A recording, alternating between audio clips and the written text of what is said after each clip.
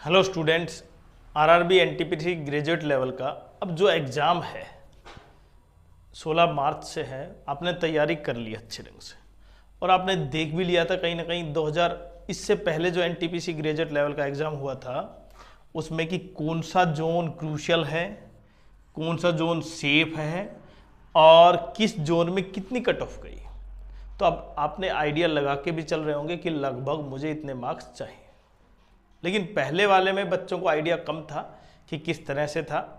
अब की बार cut off शायद उससे 1 या 2 मार्क्स ऊपर हो सकते, बिल्कुल सही। लेकिन कितना स्कोर भी आप करके जाएं जिस जोन में है, अब की बार वो भी कैंडिडेट ध्यान रखेंगे जो पहले सेफ जोन था अब वो सेफ जोन नहीं रहेगा, क्योंकि प्रत्येक कैंडिडेट के माइंड में कि उसने वहां से फॉर्म भरना चाहिए था और जो क्रूशियल जोन था अब वो क्रूशियल जोन नहीं रहा भाई। तो प्रत्येक कैंडिडेट के माइंड में है कि सबने वहां पे भर दिया होगा तो फिर मैंने, और अगर मैंने ऐसे जोन से भर दिया जहां पर कट ऑफ सबसे ज़्यादा गई और एक ऐसा कैंडिडेट जहां पर कट ऑफ बाकी के मुकाबले करीबन 8 से 9 नंबर कम गई, तो मुझे तो केवल वहां पर फॉर्म भरना चाहिए था जहां पर मुझे सिलेक्शन मिलना चाहिए। तो ऐसे पॉइंट प्रत्येक कैंडिडेट के माइंड में। फिर भी आप अपना कितना लेके चल रहे हैं आज इसके बारे में डिटेल से समझते हैं।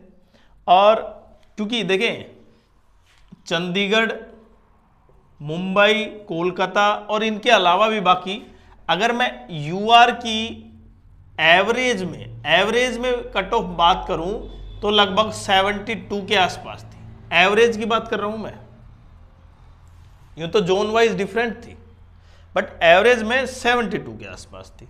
लेकिन एक कैंडिडेट जिसने कोई सेफ जोन, उसे नहीं पता था वो सेफ जोन है, उसके यहाँ पर 72 थे और जो क्रूशियल जोन था उसमें कहीं ना कहीं कट ऑफ ज़्यादा थी तो वो सिलेक्शन मिल गया था और वो फिर सीबीटी सेकंड में बैठ गया था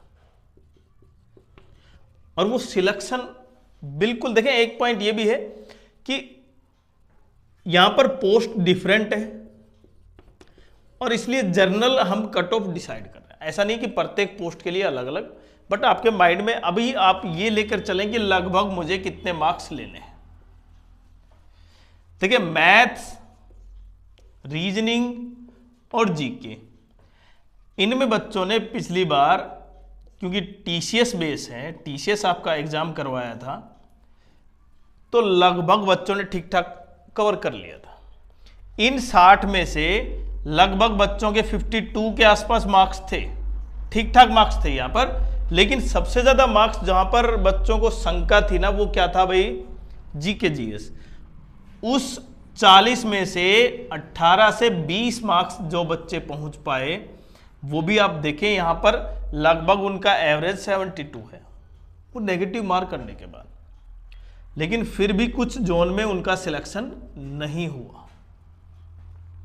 कारण यह भी था कि पिछली बार 3 साल की छूट थी भाई, वो कोरोना की वजह से, और अब की बार ऐसा नहीं है। तो अब की बार इस वजह से भी कैंडिडेट ये देख रहे हैं कि कट ऑफ थोड़ा सा डाउन जाएगी। वो 3 साल का इंपैक्ट था ना, वो काफी ज्यादा था, तो थोड़ा सा कम डाउन कितनी जा सकती है भाई? प्रत्येक कैंडिडेट अगर यहां पर 80 लेके चलता है तो 80 मार्क्स लेने के लिए तो भी उसे भी पता है कि 80 मार्क्स लेना बहुत पेचीदा है, उसके लिए बहुत ज़्यादा मेहनत करनी पड़ेगी, खास करके इसमें जीके जीएस में। वो आपने बहुत डेप्थ में पढ़ी हुई हो और तभी कर पाएंगे। लेकिन एवरेज कैंडिडेट 55 से 65 तक पहुंच पा रहा है, जिसका पिछली बार सिलेक्शन नहीं हुआ 65 से 55 एवरेज में यहां तक थे, 10 मार्क्स के इर्द गिर्द। लेकिन उसे मार्क्स बढ़ाने अपने कितने, कम से कम 15 से 10 मार्क्स बढ़ाने हैं कम से कम। और ये 10 मार्क्स कहां पर बढ़ाने हैं आपको?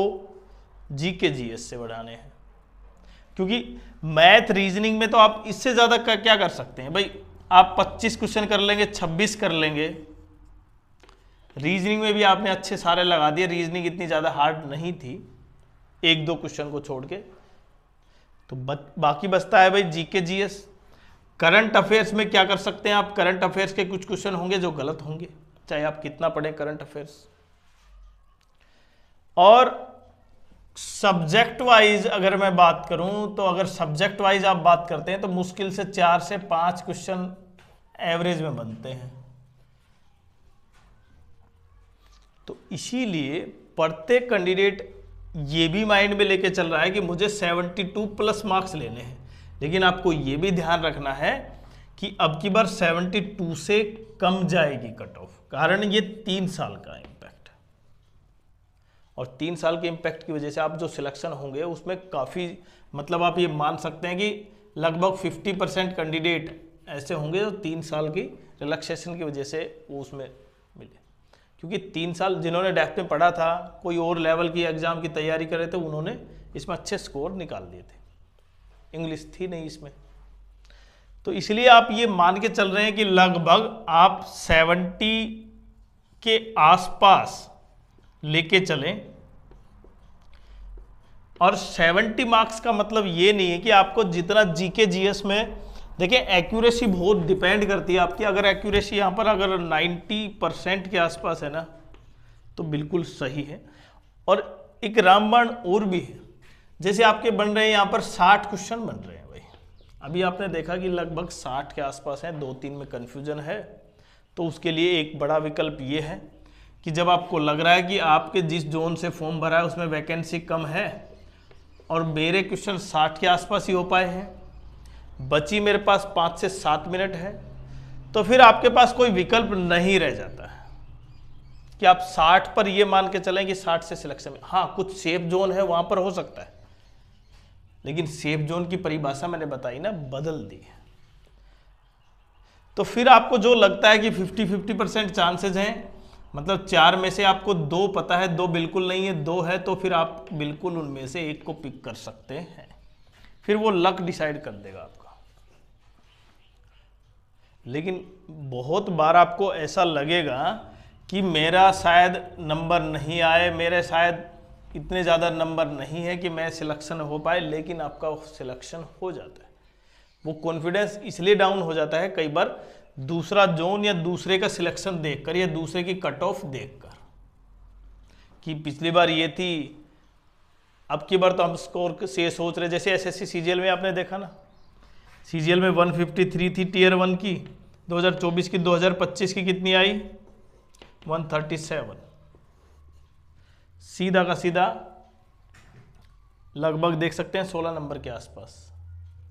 तो इतना डिफरेंस एग्जाम में हर वही का कैंडिडेट बैठ रहा है, तो आपके लिए भी लगभग आप 70 स्कोर करके, और अगर आप इससे ऊपर कर रहे हैं एक्यूरेसी के साथ तो आपके लिए तो बेस्ट है ही, बाकी कट ऑफ कम रहेगी। अगर आप 2026 का जो पेपर है अभी 16 मार्च से, अगर आपने ये भी देना है और आप वेट कर रहे हैं फाइनल रिजल्ट की, इससे पहले जो एनटीपीसी ग्रेजुएट लेवल का था, तो उनके लिए तो डबल बेनिफिट है, क्योंकि उसका रिजल्ट भी बहुत जल्दी आने वाला है, लगभग 12-13 के आसपास रिजल्ट आ जाएगा। जितनी एक्सपेक्टेड कट ऑफ हमने बताया कि आप इतना मार्जिन लेके चल रहे हैं तो आप बिल्कुल सिलेक्शन पा लेंगे।